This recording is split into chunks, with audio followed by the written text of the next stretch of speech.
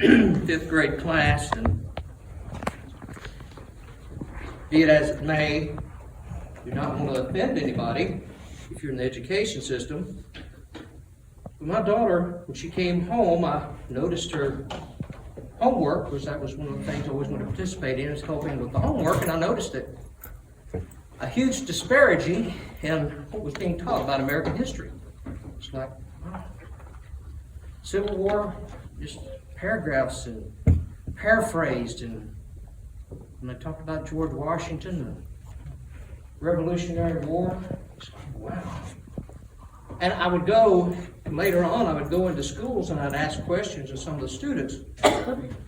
And I would say, what do you know about George Washington? And I would find out what they knew, what they'd been told. He had wooden teeth, he chopped down the cherry tree, and he wore a great wig. Two totally false, one and a half true. He wore a gray wig during the French and Indian War, but his hair went gray during the Revel War. Remember when he stands to talk to his officers who are about to rebel, and he pulls out his glasses and he says, "You have seen me go blind, and you've watched me go gray." Doesn't mean anything unless you study history and have an interest in history, but yet he's the founding father. Ironically enough, the founding father has no children, except stepchildren that he cared for and loved dearly, who revered him. The wooden teeth, they finally, on History Channel overnight, they finally did admit that he didn't have wooden teeth, and got it correct, said he had a set of false teeth made of pig's teeth, goat's teeth, and cow's teeth. Had 2 or 3 sets. Some even made with human teeth. The porcelain teeth didn't work out too well. That's pretty fragile. That was kind of a blown experiment. But he was, by the time he reached 30 years of age, they didn't know about dental care like we do today, so his teeth began to rot. That's just a simple way to say it. He had to have false teeth later in life. And the doll over there has the grimace on his face. You know, look at the doll. Because he had a mouthful of very uncomfortable dental plates. But our students don't really have to know that as much as the important things. But that's what they know. He had wooden teeth. That's the first thing they'll shout out. He had wooden teeth, chopped down the cherry tree, which is a story from Pastor Weeds. Nice story. Never tell a lie. And George Washington honestly wanted to be honest and trustworthy and tell the truth. But did he all the time? No. He had those moments just like we do. He was very human. A lot of times we put him on a pedestal. He deserves a lot of credit. He's called the father of our country for a reason. But we're taught many mistruths in life. What I'm going to do now, I want to go into character. I was asked to talk about the fairy form. So we're going to talk about that some and do that for our young ones here today and kind of give you an idea of what it might have been like. But I try to do it from the perspective of General Washington during the Valley Forge days. So that's where I'll pick up. Now, as far as some people have try to say what I'm doing is impersonating. I'm not impersonating. First and foremost, to impersonate, usually impersonators have to have somebody that they can study that's alive. There's no recordings of Washington. So I will be trying to interpret what I feel he might have been like. So I try to adopt somewhat an old Virginian voice. My height? Nowhere near his height. Had great stature, not only as character, but he was tall, very tall man. All of his officers literally had to look up to him. So I do not try to pretend that I am he. I'm not. But I want his name remembered for what he was. So that's why I do this. Not to lift me up, but to lift him up. That did so much for this country. And maybe encourage you to learn a little bit more about George Washington. Before I get into the story, Boston Tea Party. For those that haven't seen it, you can afterwards. I'll make it available for you. A lot of times we think of the Boston Tea Party as them dumping crates of tea over the edge, and it'd be full of tea bags or ground tea leaves. This is what the tea really looked like. This was a commodity back then. It was used actually as a trade item also. You could barter with it. It was very valuable. This is from the Red Tea Company. They sold it in blocks. This is actually, if you look at it, it's been cut and it's just a piece made in a 12-inch square. So that's what the tea looked like back then. We're going to cover some of the rules of civility. We'll talk about that when we get into the program. When I place on the hat, turn back to join you. Hopefully, George Washington will be here. It's been about 10 years since I've done this. I'm anxious to let George Washington speak with you.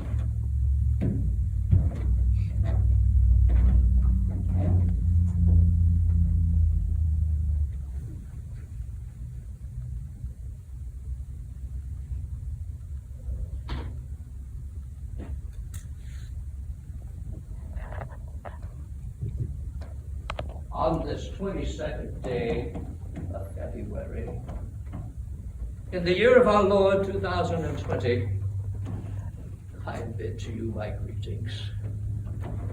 My name is George Washington.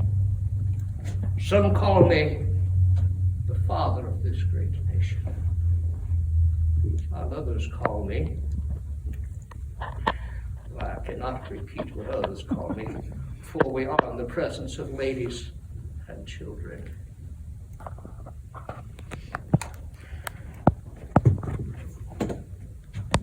Throughout the years, I have to recollect the time just to find my center, to find who I am. We have been encamped now in our winter quarters at Valley Forge for the past few weeks.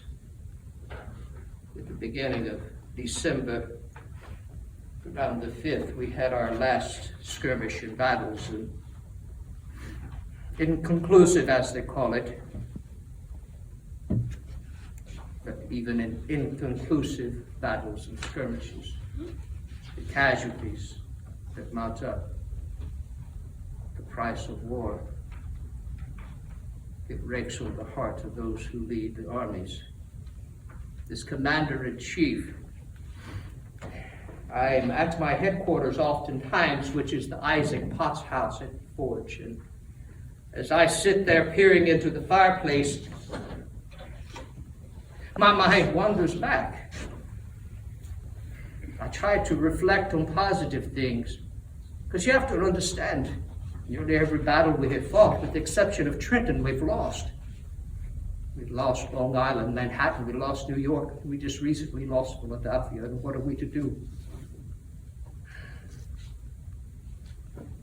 So I sit and I ponder and look into the fireplace. A couple of my young officers, Hamilton and Lafayette, they've asked me, said, "Sir, to what do you attribute your ability to always persevere, to never quit?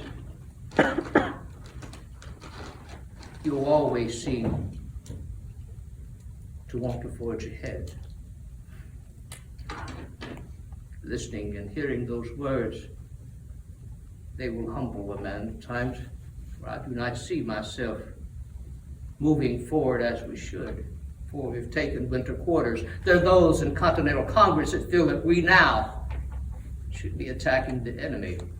I have 12,000 men, all hungry, all need clothing. The socks they wear, they're worn out. The shoes, many are walking around with with bare feet, just mere rags that wrap their feet. Those who can give have given their all financially already. So what are we to do? What are we to do?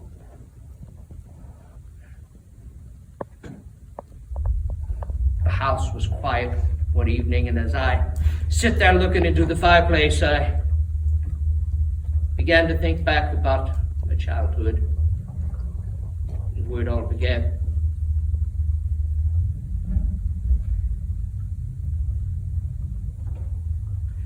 My father's name was Augustine, my mother Mary. My father's first wife dies. He remarries Mary when she's 22. My mother, being a strong-willed young lady, she had some spiritual background, but she was most known for her strong will.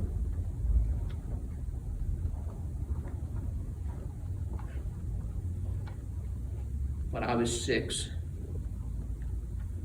my father procured a piece of property. He was a well-to-do man. He had 5 plantations.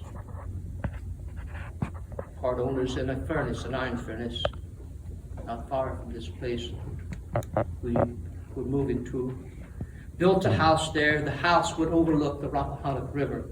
Beautiful location.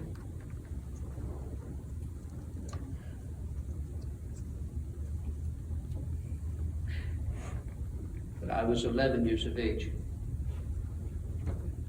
Father would pass.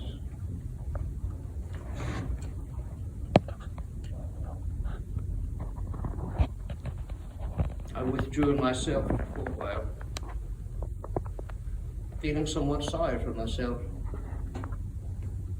And then my mother told me a story. She was 3 years old. She lost her father. Mother remarries, which would be my grandmother. Her second husband dies. Then my mother, when she was 12, her mother dies. No parents. She moves in with her sister. That's where that iron will comes from. She had to begin to learn to take care of herself. So that is what she taught me. She taught me to grab those bootstraps and pull myself up. She said, "You're the oldest of our children, and you will now be the man of the house." I learned a lot from my father in a short period, but it would be my mother that would teach me the most. Having to have that job of father and mother both. She would teach me how to raise tobacco.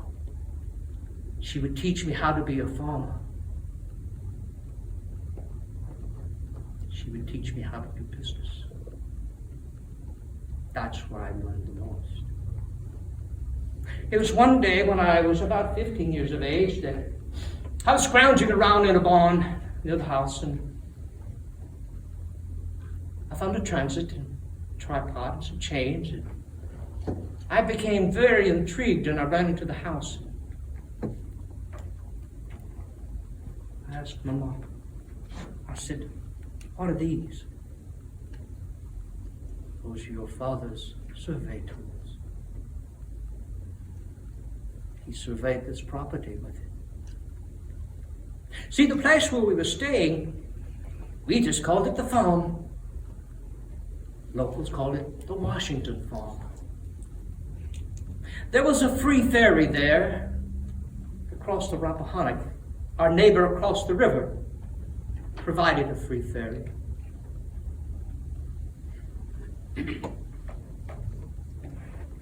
Would not be till a few years after we move away, after I leave, that the place becomes known as the Free Ferry Farm, or simply the Ferry Farm. It would be upon this farm where I will learn the lessons of life, the lessons that I will take with me into battle. Mother encouraged me to take the time to learn the trade, to be a surveyor. I did so and began to practice around the farm.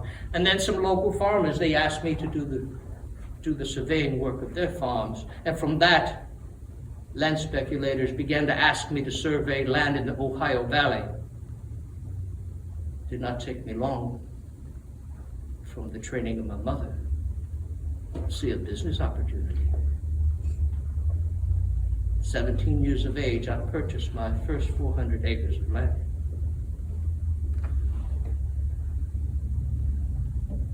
Before it is all said and done, I purchased nearly 60,000 acres, or barn, which is quite the popular thing to do back then.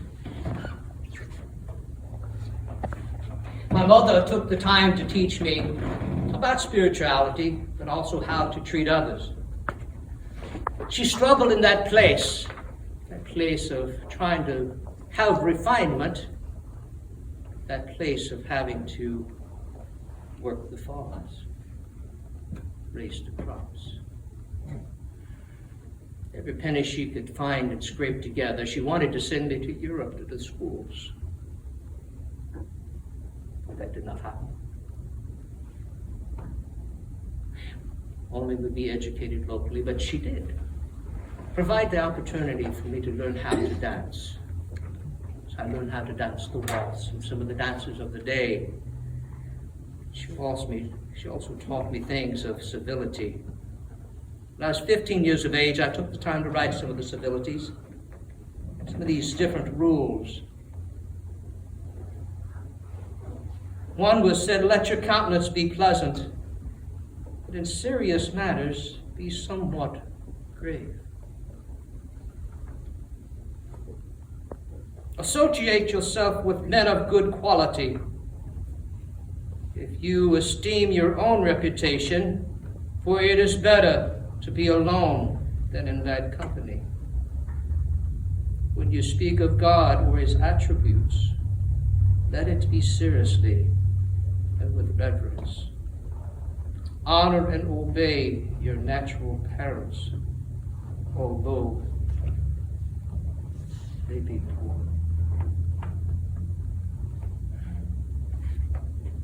He watched his mother struggle to keep the farms going. George Washington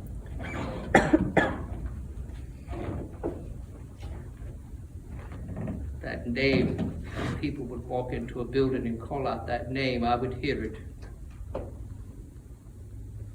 I would think oftentimes when they would call out General Washington, or I'd be in Continental Congress, they would address me formally. I would think back what my mother had to say about civility. It would be her teachings that would enable me to speak. As a surveyor, I accumulated a lot of property. But where that was accumulated was in the Ohio Valley, which was a controversial place. It was a place that the French and the British, they both wanted to own the area, French possessing most. My stepbrother Lawrence was a lieutenant colonel in the Virginia militia.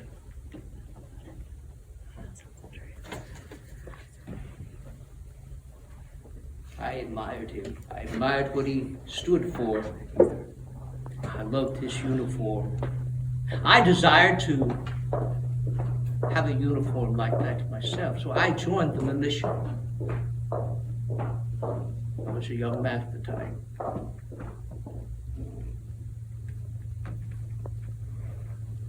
My brother gets sick. Lawrence can no longer be the lieutenant colonel. He asked the governor of Virginia if I could have that position.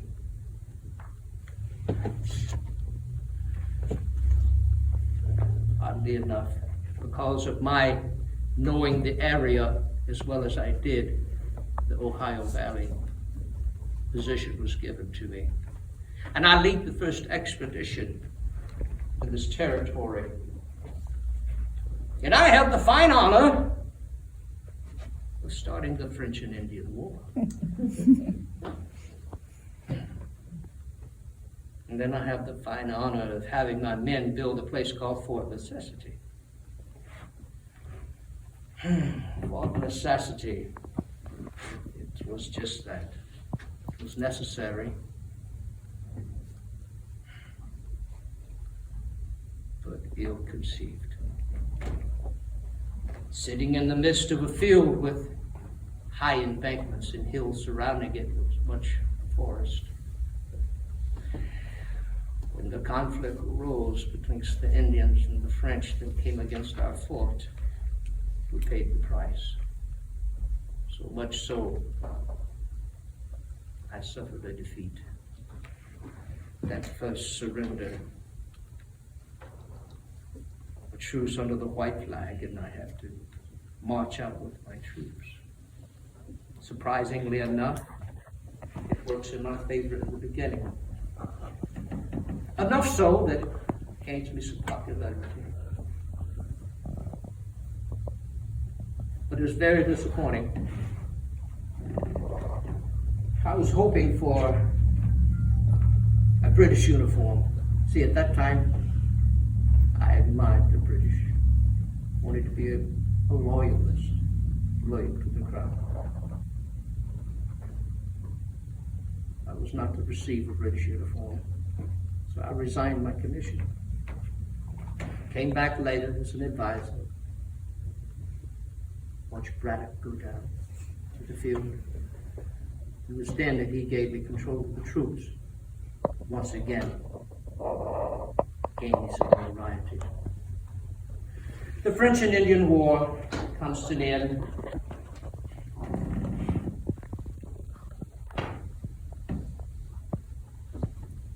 We now are dissatisfied with our relationships with Britain.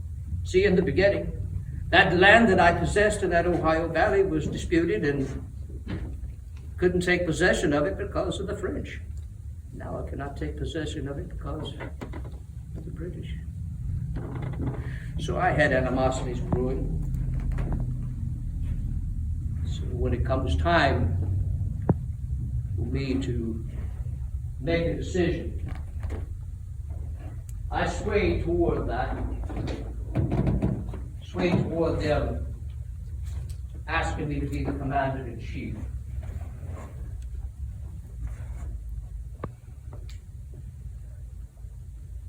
But I placed on the uniform and left Vernon and I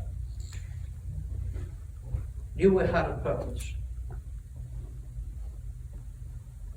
This Declaration of Independence, when it was written, gave us the real purpose. I remember reading it and having it read to our men. This is the very thing. This gave us the cause. See, the British, they were fighting for the crown. They were fighting for money. That's what those British soldiers were fighting for their wage.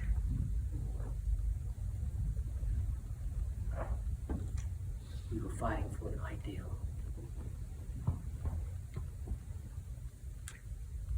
A cause.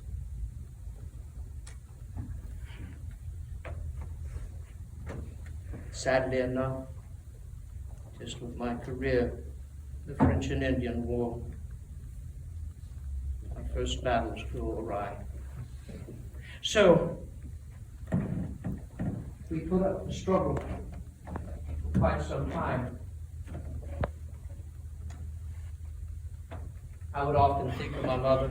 See, when I left Mount Vernon, I wouldn't get to see Martha for quite some time. I told my mother goodbye. By the time I make it here to Valley Forge, it's been over 3 years since I've seen her. When I would write to her, though, let me tell you this, when I used to write to her, I called her, and this was an endearing title. called her honored madam. And I've had those ask me, why do you call her honored madam? Why would you say that about your mother? But you have to look at what she was accomplishing. I did it from respect. She was the overseer. She was the head of a lot of property. A lot of lives depended on it. So that was a term of endearment to me, not the slightest. So calling her honored madam, respect. Her words would ring true. I would sit and ponder into the fire, sitting in the Potts house. It does ring true again. See, one evening,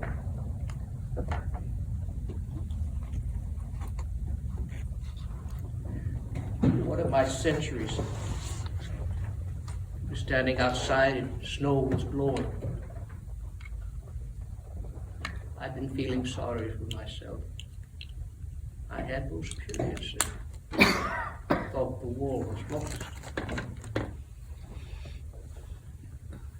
I went outside for a moment to get some fresh air, and I saw my sentry standing there. His name was Private Stephen Daniels, and as he stood there, I could tell that he was shivering. I looked down at his feet. He had no shoes. He had little rags on his feet. As he held his musket, I could hear his teeth a-chatter. I asked him to come inside the house to warm. He said, "Sir, I shall stay at my post. I will see you at morning's light." I asked once again, and he refused.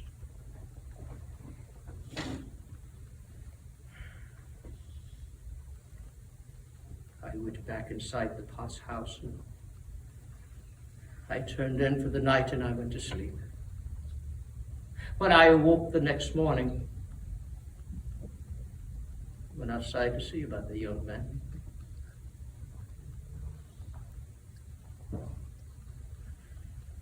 That's when I found him.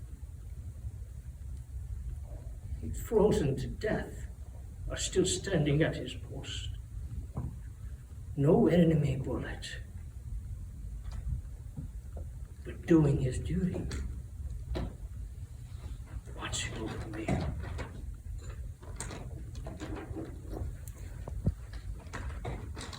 Such is the price. I went out and I found me a place in the woods. I found me a stump. And I knelt down and I prayed to my God. I said, "My God, please forgive me. For the blood of this man is upon my hands. Please forgive me."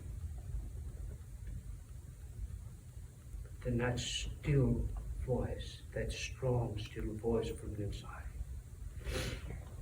it spoke to me. And not only did God give me the strength, does He give me the power? I seek to make this nation one nation under God, indivisible, with liberty and justice for all. Thank you.